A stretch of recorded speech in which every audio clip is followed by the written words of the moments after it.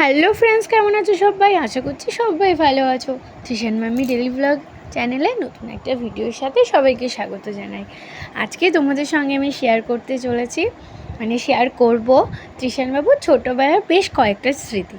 তো দেখো, আজকে যে এই ভিডিওটা আমি তোমাদের সঙ্গে শেয়ার করব, তৃষানবাবু তখনও ঠিক করে হাঁটতে পারে না, হাঁটতে শেখেনি আর কি। তো সবে সবে হাঁটা শিখছে, একটু একটু করে শিখছে। দেখো, আমি ধরে ধরে ওকে হাঁটাচ্ছি।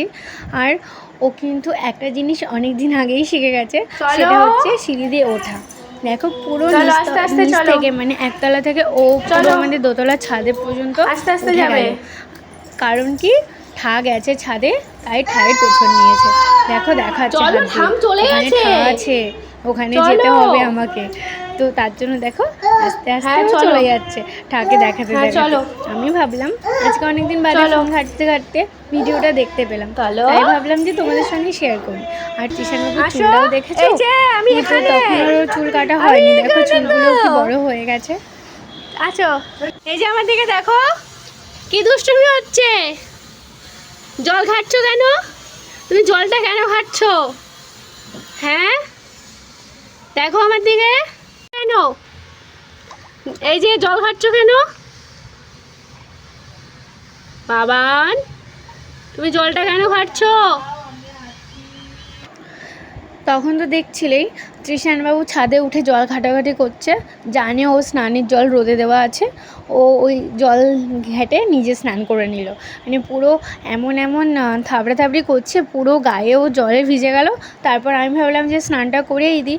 তারপর দেখো, আজকে আমাদের না একটুখানি ইচ্ছা করছিলো যে ফেনা ভাত খেতে, তার জন্য ফেনা ভাত, বেগুন ভাজা, এখানে টমেটো সেদ্ধ রয়েছে, এই যে টমেটো সেদ্ধ, আর এখানে আলু সেদ্ধ, এই যে কাঁচা লঙ্কা দিয়ে খাবে সে কাঁচা লঙ্কা দিয়ে খাবে, যে শুকনো লঙ্কার ঝাল খাবে সে শুকনো লঙ্কা দিয়ে খাবে, সব রকম ব্যবস্থা করা হয়েছে। আর এখানে রয়েছে ঘি। তারপর দেখো, আজকে যেহেতু ফেনা ভাত হয়েছে, নরম নরম ভাত, তার জন্য আমি ভাবলাম যে তৃষানবাবুকে আজকে একটু নরম ভাতই খাওয়াবো, ফেনা ভাত, ওর জন্য আলাদা করে ভাত করব না। তার জন্য আমি ওই ভাতটাকেই একটুখানি একদম, আমি তো আগে কী করতাম, হামুল দিস্তার যেই ডান্ডাটা হয় ওটা দিয়ে আস্তে আস্তে করে ভাতটাকে আমি নরম করে নিতাম, ওইভাবে ওকে খাওয়াতাম।